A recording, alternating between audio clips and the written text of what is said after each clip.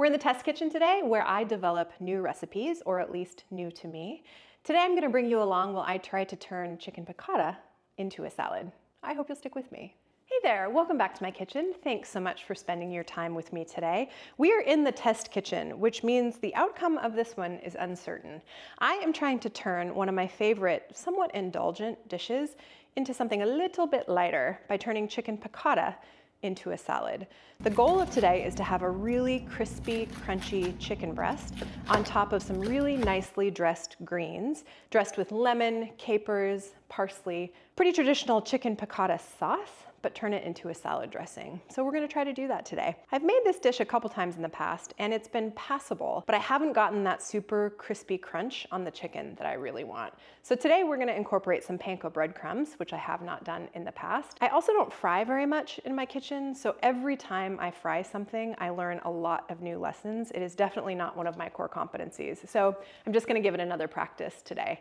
Hopefully my lack of skill at some things in the kitchen will encourage you to try and experiment, because really at the end of the day, what does it matter? Every of the chicken piccata dishes I've made thus far have been edible. At least I've got that going for me. But hopefully this one is a standout and something that I would formalize into a recipe and recommend to you. I always like to hear your feedback in the comments below, so please let me know if you've done this or if you have an idea of how you might do it and what you would change. But in the interim, I just need to quit jabbering and get started. So the ingredients I have are pretty traditional chicken piccata, and you don't really need any special tools or equipment for this one. We're gonna spend a little bit of our time frying on the stove, but otherwise everything you have should probably already be in your kitchen. A meat cutting board. I'm gonna pound out our chicken breasts with a rolling pin, but here you can use a wine bottle, you can use a meat mallet if you have one. Lots of different ways that you can take your aggression out on your lowly chicken breasts. So I have about 1.5 pounds of chicken here, just 2 breasts. You could start with chicken tenders if you want. I tend to always gravitate toward the breasts because they tend to be a little bit less expensive than chicken tenders per pound. So I'm just gonna do the work myself of making them smaller and flatter, which is actually a great skill to have in the kitchen. So if you've never done this, we'll do it today together. The other thing for the chicken that I have in front of me are some spices, paprika, salt and pepper, and then a cup of flour, 2 eggs, and a cup of panko breadcrumbs. This will be our 3-part dredge for our chicken that will hopefully give us a nice, crispy, crunchy fried chicken in the end. But the first thing we have to do is butterfly and pound out our chicken. So I have a Ziploc bag here, large one. You can use 2 pieces of parchment, 2 pieces of plastic. I wouldn't recommend just pounding the chicken with nothing on top of it. Raw chicken will fly all over your kitchen. At least use like a kitchen towel if you don't have any of those other things. Although I have a really nice butcher block surface that I cut most things on, I will not ever cut raw meat on this butcher block. You should really have a dedicated raw meat cutting board, or at least a plastic cutting board that you use to cut raw meat. That ensures that the bacteria in the raw meat doesn't seep into your surface and contaminate your other food. So when you're working with chicken, just be careful with it, put it on its own dedicated cutting board, and wash your hands frequently. So the first step is to butterfly our chicken breasts. This is just a special word for saying we're gonna cut into the chicken breast horizontally or parallel with our bench, butterfly it open, and then pound it out so it's thin. This ensures that it cooks quickly in the oil and makes sure that we have all the same thickness of the chicken so it cooks evenly as well. Chicken breasts usually have thin parts and thick parts, and all we're trying to do is get around that a little bit. So the way to butterfly a chicken breast is to start with your knife parallel to your bench, about halfway through the thickest part of the chicken breast. I place my hand on top of the chicken breast just to hold it and guide it, and then just take a sharp knife and start running my knife into the chicken breast. You don't want to go all the way through, so what I do is open it up, see how far I've gone, and keep going. The goal is to just get it open so that you've got even thickness on the chicken breast all the way around. So there we go, we've butterflied that one open. We're gonna pound it out so that actually it becomes even more even, but we'll do that in a second. So again, hold your knife parallel to the bench and just cut into the chicken breast without cutting all the way through, and butterfly it open. If you have a hole in your chicken breast or it splits all the way, it's no problem. You can cook them in shifts, but I'd like 2 big chicken breasts here, which will likely be 4 portions, but we'll see by the time we finish this up. So I just gave my hands a quick wash after I put that chicken in this Ziploc bag. Spread the chicken breast out, let the air out so the bag doesn't pop. And then using whatever tool you have, I'm just going to gently at first get a hang of how much my chicken can take. Pound the chicken breast out.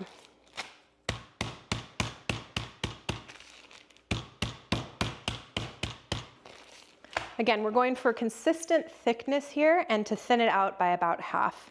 So if we've done our job well, the chicken should go from that size to filling most of this Ziploc bag. 1 chicken breast down. So I've got a couple holes, it's no problem. Not a big deal at all. We're not gonna stuff these breasts, so it's no problem if there's a little bit of a hole in one.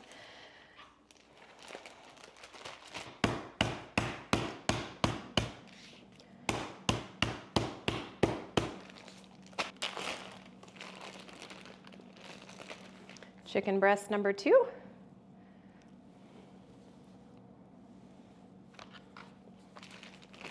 Lots of hand washing when you're working with raw chicken. Okay, next we're gonna prepare our dredge. So I like a 3-part dredge, which means we start in some seasoned flour, we move on to eggs, and then we move on to our panko.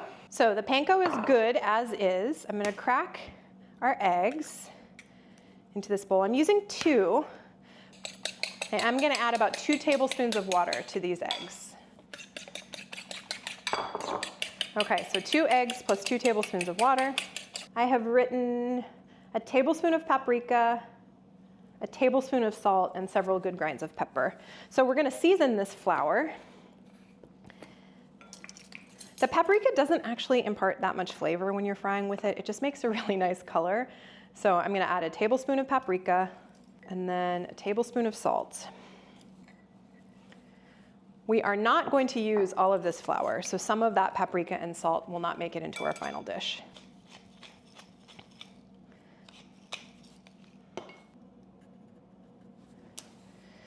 So you want to choose bowls that are wide and shallow if you can for this. You could even use cookie sheets to dredge in. But if you have a small bowl, it just makes it harder because we'll be dipping our chicken into each bowl progressively. And so if it's a teeny tiny little bowl, it'll make it really hard to dredge.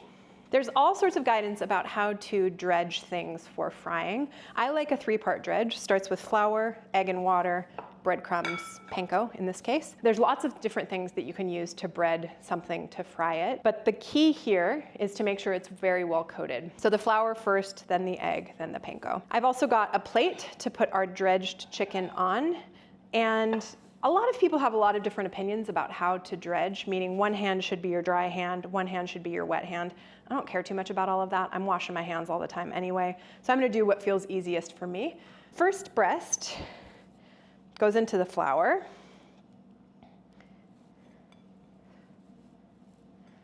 And these I have pounded really thinly. In the past, I've not pounded them as thin, and I regretted that, but I might have gone too far on these because they're kind of tearing a little bit. It's not the end of the world. I'll just note it in the recipe. Okay, so the first breast is fully coated. Then we go into the egg, and this is where your hands get all messy. If you had just one hand that was a wet hand, your hands wouldn't get as messy, but I don't care much. I'm very close to my sink. Okay, egg coated, and then into the panko. So one of my challenges in writing this recipe is I want to provide a measurement for the panko that is enough, but doesn't involve you wasting a lot of your breadcrumbs, because frankly, anything that your chicken touches here needs to be thrown out. So I definitely pounded this too thin. It's probably gonna end up being in a couple different pieces, and I don't have enough breadcrumbs. I'm gonna have to add some breadcrumbs.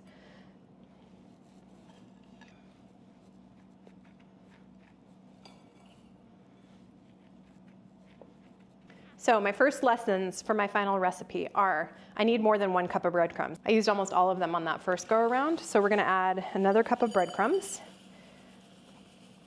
And then I pounded that one way too thin, so it's kind of just falling apart.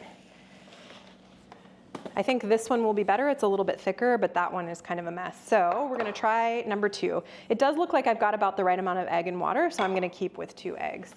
But this one just generally is holding together better, so I have higher hopes for chicken breast number 2. This one's holding together much better. So I'm gonna make a note of being mindful of the thickness of your chicken breasts. But that is why we recipe test. Okay. Just gonna pack some more breadcrumbs onto these babies. Why not? The one thing you have to worry about over breadcrumbing your breasts is that the panko can burn in your oil. But I'm using butter and oil, which means that it has to be a little bit lower temperature fry anyway. I really like the flavor of butter, and I wanna make sure that this gets nice, crispy, super flavorful. So I'm using both butter and oil, which again means a lower temperature fry.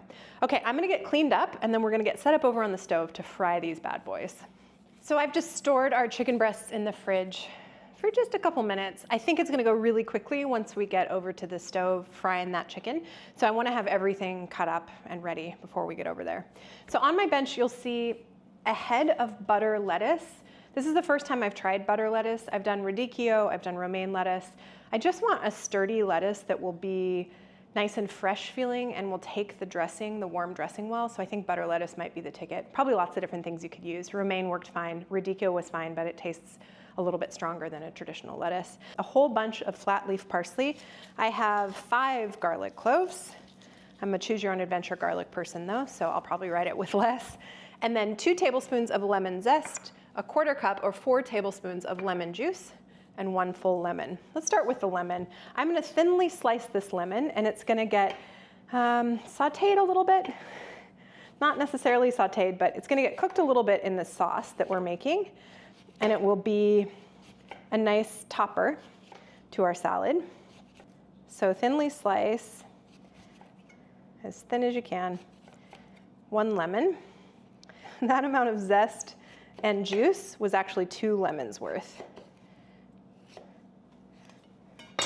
Okay, so lemon goes into a little bowl. Parsley I'm gonna chop up. I'm gonna leave some of the leaves a little bit more whole, just for presentation. Gotta make it pretty. So picking a few of those flat leaves off.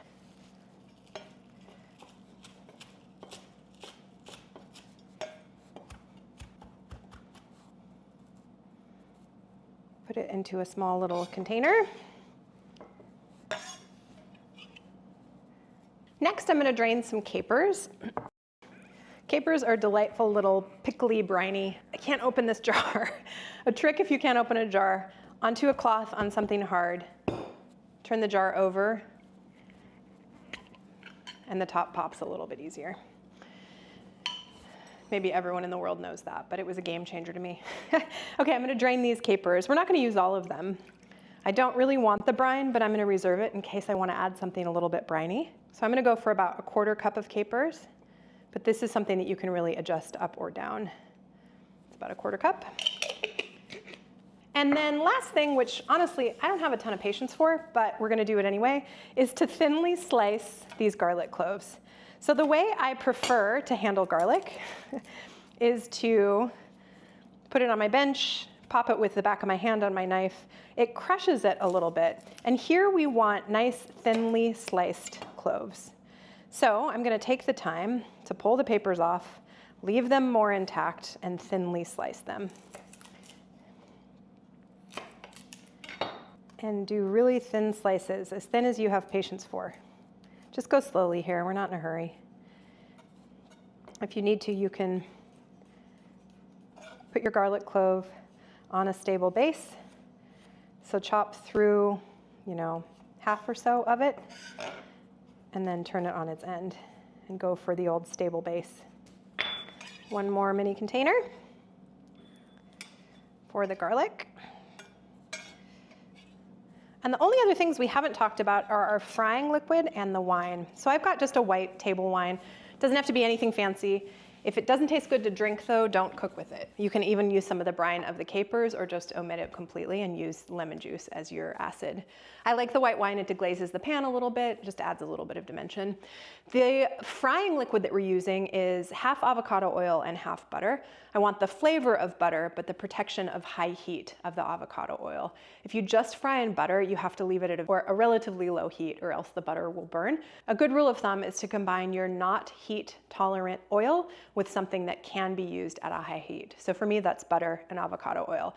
I'm starting with 3 tablespoons of both in a 10-inch skillet that's about 3 inches high. The skillet size matters because you want to have enough to shallow fry in. If you use a giant 16-inch skillet, there will be almost no oil on the bottom of your skillet. If you use a tiny little one, it'll be more like a deep fry. You want something big enough to fit the big chicken breasts in, but also not too big so that you are wasting a lot of space. We're gonna fry one at a time. So now that we're all set up, I'm gonna move everything over to the stove. We're gonna get going frying our chicken breasts. Okay, first step is to get our oil heated up. So I'm gonna start with 3 tablespoons of butter and 3 tablespoons of avocado oil. 1, 2, 3. I'm going to turn that on a medium heat and let it start melting together.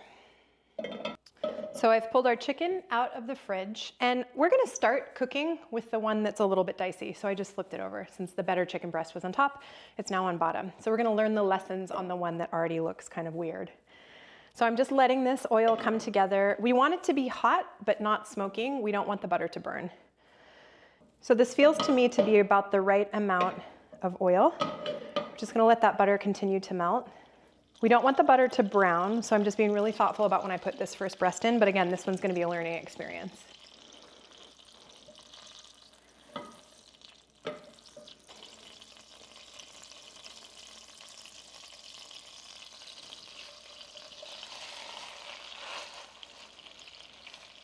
Still on a medium heat. I might even turn it up just a little bit.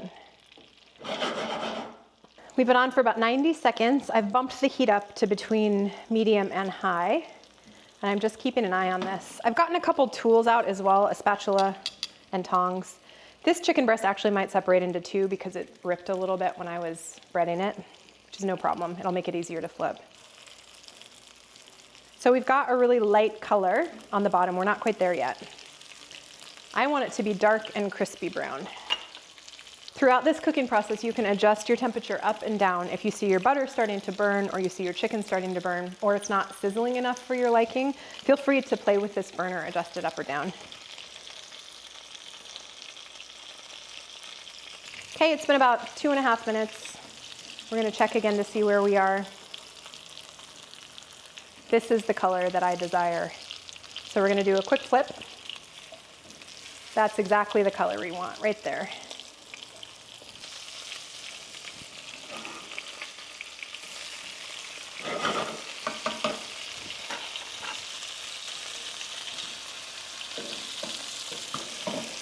So the way I just flipped that chicken breast is not best practice. You want to flip away from yourself so you don't splatter yourself with oil.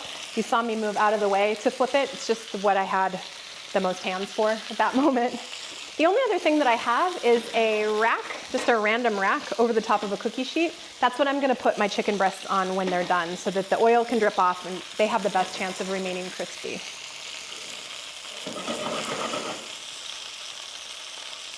I'm going to adjust my heat down a little bit. It's sizzling a little bit more than I would like. We're not trying to burn the side of the chicken. We're just trying to get it cooked through before it burns. And I have the good fortune of having one little piece of chicken that broke off from the rest. So I'm just going to cut into that and see how we're doing. Looks done in the middle. The juices are running clear. Okay, I'm going to pull it. So I'm moving off the heat just to give myself a little more time. Wipe those out so they don't continue to brown and burn. Still a little bit of good oil in there, but we got to go in with 3 more tablespoons. So it's looking like about 3 tablespoons of each per shift, and I really like the way that chicken turned out.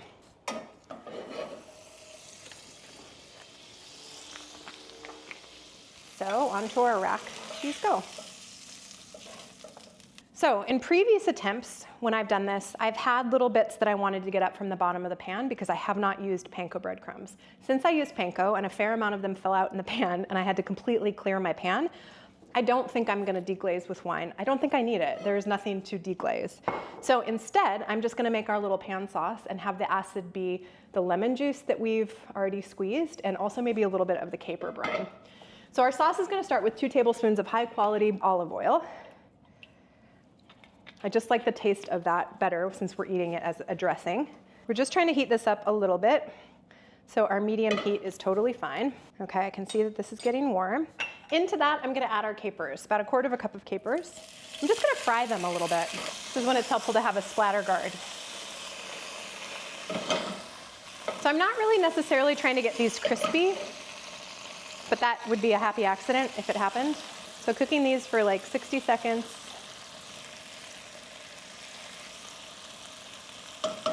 Bumping my heat down to low, that is hot enough. I'm going to add 1/4 cup of lemon juice.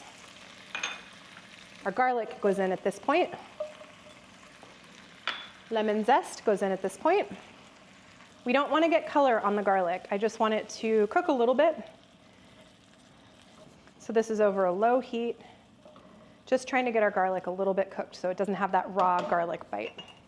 I think I want a little bit more liquid in this than just that amount of lemon juice, but I don't want any more lemon juice. So I'm gonna add a little bit of our caper brine. Probably, call that 2 tablespoons.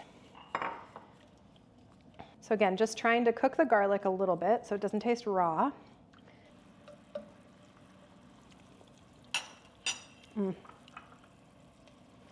Lemon slices are going in. I think we're getting really close to done, and I want these to remain colorful. I don't want them to totally cook down. They're starting to wilt a little bit. The garlic does not taste raw any longer. I'm gonna add in a couple tablespoons of butter, just as a finisher. That's probably actually 1 tablespoon of butter.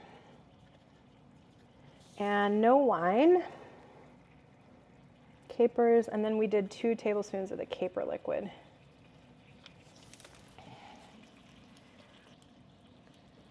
Okay, very last thing, I'm gonna add in our parsley.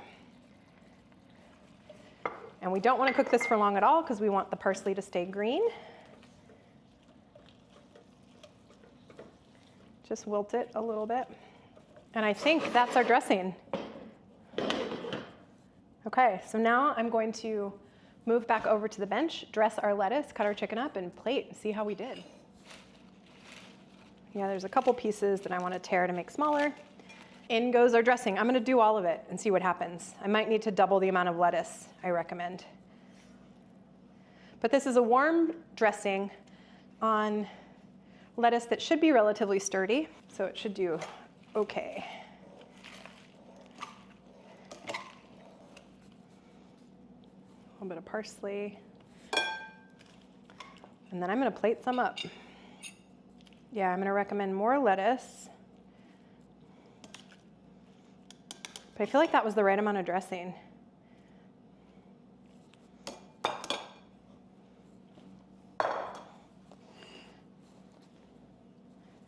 Okay, now we're going to cut into our chicken. My thought was we'd have strips of chicken on top of the salad. You hear that crisp? It's exactly what I wanted.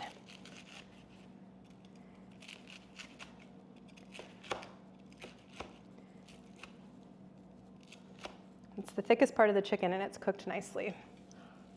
Okay.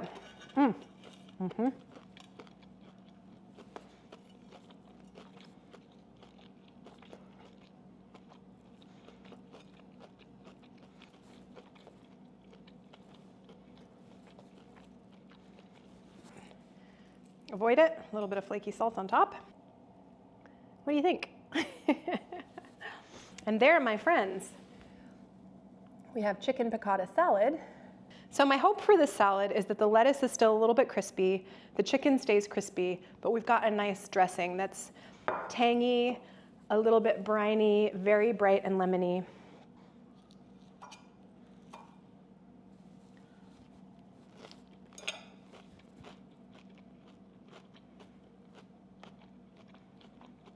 Do you hear the crispy crunch?